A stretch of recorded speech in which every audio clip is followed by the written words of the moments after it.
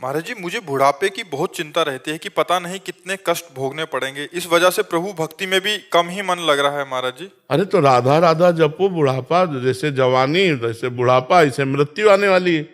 केवल बुढ़ापे से थोड़ी रुक जाएगा सिस्टम। फिर मृत्यु आने वाली है, फिर जन्म आने वाला है, फिर तो इसी क्रम को काटने के लिए तो हमें मानव देह मिला है। अब हम बुढ़ापे की चिंता न करें, प्रभु का चिंतन करें। जो तुम्हें नाम प्रिय हो, नाम जप करो। तुम थोड़ी बुढ़ापे में हो, शरीर बुढ़ापे में है। शरीर तो चला ही जाएगा, आज नहीं तो कल जाएगा, पक्का चला जाएगा। जवान का नहीं चला जाता क्या? 1 मिनट में जहां आयु पूरी हुई, चाहे एक्सीडेंट हो जाए या दिल फेल हो जाए, कोई ना कोई कारण बन जाता है। इसका नाम मृत्यु लोक है। हिंदी में बोले तो मैं तो काल का कसाई वाड़ा, काल का कसाई चाहे जितना हरी हरी घास चल रहे हो, गड़ासा भी तैयार हो रहा है। पक्की बात समझ लो, ना यहाँ कोई मित्र है, ना यहाँ कोई शत्रु है, ना कोई अपना है, ना पराया है।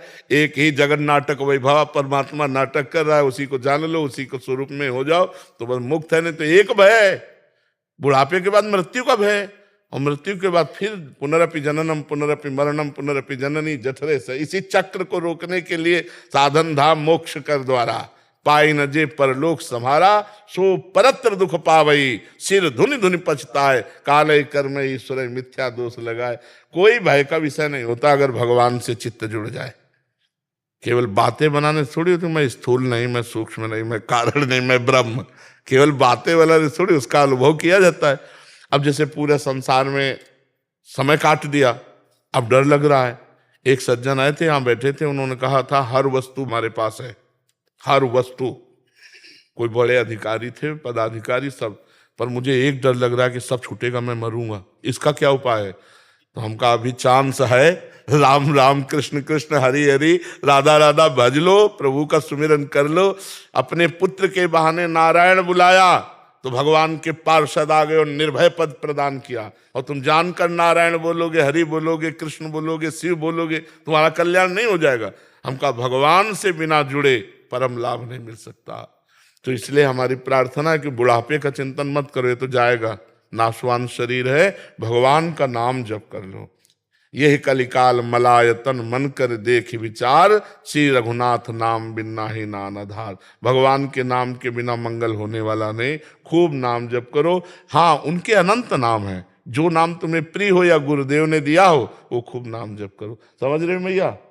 हाँ, डरो मत कि हमें शरीर को कष्ट भोगने पड़ेंगे। पता नहीं, अब बिना कष्ट भोगे चली जाओ। ऐसा भी तो हो सकता है कि राम राम जप रहे हो, कृष्ण कृष्ण जप रहे हो, दिल फेल हुआ, चले गए। 1 मिनट नहीं लगता कभी कभी, किसी को देखो ना ऐसे हुए वह चले गए। तो हमको आगे की बात सोच के डरना नहीं, हमें वर्तमान के सेकंड को नाम में लगाना है। एक भी क्षण हम भगवान का विस्मरण न करें तो निर्भय निश्चिंत निष्ठोक हो जाओगे। पर भजन के बिना तो सब बेकार है। भजन के बिना तो हमें कुछ अच्छा नहीं लगता कि कोई भी निश्चिंत निशोक नहीं हो सकता। चिंता, शोक, भय, उद्विग्नता, विषाद, ये उसके जीवन में बने रहेंगे जब तक भजन नहीं करेगा। एक आई थी, यहाँ बैठी थी, वो कहती थी सब सुख है हमारे पास बड़े, पर मैं खुश नहीं हूं। हमें बहुत अच्छा लगा, बहुत अच्छा लगा। हम कहा हमारे शास्त्र जैसा कहते हैं, वो प्रमाण आप दे रहे हो। आप खुश नहीं हो क्योंकि एक भगवान को तुमने स्वीकार नहीं किया। एक भगवान को केवल स्वीकार ना करने का, सब कुछ होने पर भी कुछ नहीं है आपके पास। न ये रूप जाएगा आपके साथ, न वैभव जाएगा। इसलिए अंतरात्मा खुश नहीं है। वो तभी खुश होगी जब भगवान को अपना मान लो, जो है हमारे उनको मान लो, उनका भजन करो। तब लग कुशल न जीव को सपने हो मन विश्राम, जब लग भजत न राम को शोक धाम तज। तो यही तो दुखों को मिटाने के लिए हमारा मानव जीवन हुआ था। अब वो गृहस्थी संसार के राग में भगवान को भूल गए। अब जब आगे भय दिखाई दे रहा है तो हमें चिंता लग रही। महात्मा बुद्ध जी को वैराग्य इसी बातों से तो हुआ था कि इतना कष्ट होता है माँ को बालक जन्म होने में, फिर इतनी वृद्धावस्था में कष्ट, फिर ये मृत्यु सही, तो इससे बचा कैसे जाए। सब छोड़ करके इहासने सुष्यत में शरीरम, मतलब इसी आसन पर शरीर सूख जाए, हड्डियां टूट जाए, मांस गलित हो जाए, लेकिन जब तक ब्रह्मबोध नहीं होगा तब तक मैं आसन से नहीं उठूंगा।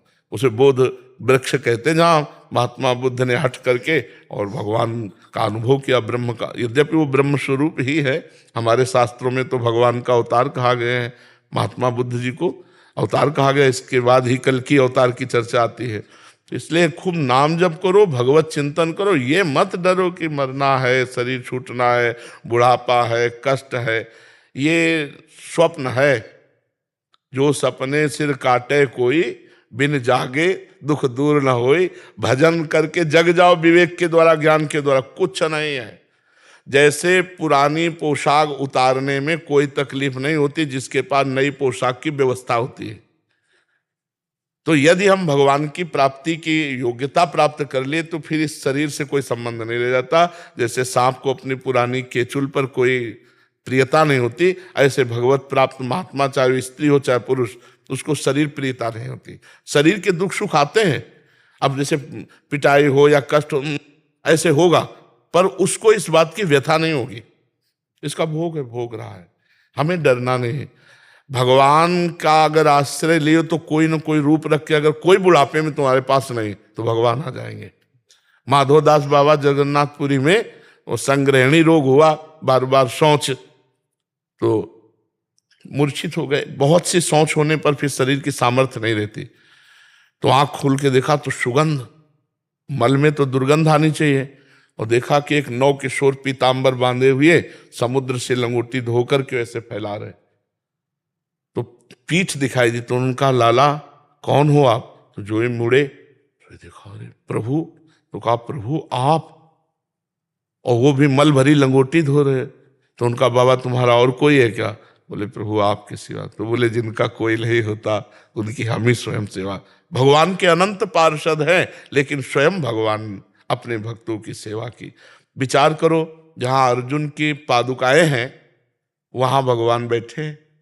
रथी की पादुका के पास सारथी का स्थान होता है, और हैं कौन? ध्येयम सदा परिभवग्नम अभीष्ट दोहम तीर्थास्पदम से वीरंचनतम शरण्य। तो इसलिए हमें लगता है कि भजन किया जाए तो समस्त शोकों का नाश हो जाएगा, समस्त भयों का नाश हो जाएगा, एक आनंद रहेगा। अब मृत्यु से डर लगता है इसलिए क्योंकि हमने यहाँ जो जो प्रियता फैला रखी, मृत्यु सबका हरण कर लेगी, कुछ प्रियता नहीं रहने देगी। और अगर हमने सबकी प्रियता, सबकी ममता ताग बटोरी और मम पद मन ही बांध बड़ डोरी पहले ही कर लिया है, तो हमारी अटैची तैयार, चलने में कोई परेशानी नहीं। और जाना कहाँ ये भी हमें पता है, अपने प्रभु के पास जाना है, क्योंकि जीवन प्रभु को अर्पित किए। तो प्रभु, अब यहाँ प्रभु से हम अगर संबंध नहीं बनाया, भाव संबंध नहीं जोड़ा, और यहाँ भाव संबंध जोड़े हुए हैं, अब जाने में परेशानी होगी। मेरा मकान छूट जाएगा, बैंक बैलेंस छूट जाएगा, इतने प्यारे प्यारे परिवार के सदस्य छूट जाए, वो मृत्यु के भय से कांप उठता है। और जिसने अपना प्यार प्रभु को समर्पित किया है, तो भाई यहाँ काम के लिए भेजे गए थे सरकारी आदमी, हम तो सरकारी आदमी, हम तो श्री भगवान के हैं, भेजे गए थे, अपना काम किया, चल दिया, कोई भय नहीं रहता। जैसे ऐसा कोई भय थोड़ी है कि मृत्यु हो जाएगी, किडनी फेल है, अब बड़ा कुछ नहीं। इसका तो जब चर्चा में लाते हैं तो चिंतन होता नहीं, इसका चिंतन भी नहीं होता। पीड़ा हो रही, एक अभ्यास बन गया, पीड़ा का एक अभ्यास बन गया है। पीड़ा बहुत कृपा से मिलती है, पीड़ा से डर लगता होगा, और हम बलिहारी मानते हैं जो भगवान ने हमको पीड़ा दी, क्योंकि ये पीड़ा हर समय भगवान की याद में रखती है, प्रमाद नहीं होने देती, भोगों की तरफ आकर्षण नहीं होने देते। ये मरना है, किडनी फेल है, राधा राधा राधा राधा, हर समय प्रभु में। जैसे एक गार्ड खड़ा हो ना, सावधान, तो हमको ये सावधान राधा राधा जाना है। कौन सा मिनट आखिरी हो, तो हमें लगता है कि अगर हमारे सामने विपत्तियां दुख हैं तो भगवान की प्राप्ति सहज है, और संपत्तियां और सुख है तो थोड़ा कठिन है। तो हमें डरना दुख से नहीं है, हमें डरना सुख से है, कहीं फंस न जाए। दुख में कोई फंसता है क्या? विपत्ति में कोई फंसता थोड़ी है। विपत्ति में तो भगवान की तरफ, विपत्ति प्रिय होती है क्या? प्रिय तो सुख और संपत्ति होती है, और प्रियता ही भगवत प्राप्ति में बाधक है। तो इसलिए कुंती जी ने मांगा था ना, कदम कदम पे विपत्ति हमें प्राप्त हो। तो इसलिए आप डरो मत मैया, भगवान है ना, खूब नाम जप करो, भगवान का आश्रय रखो जी।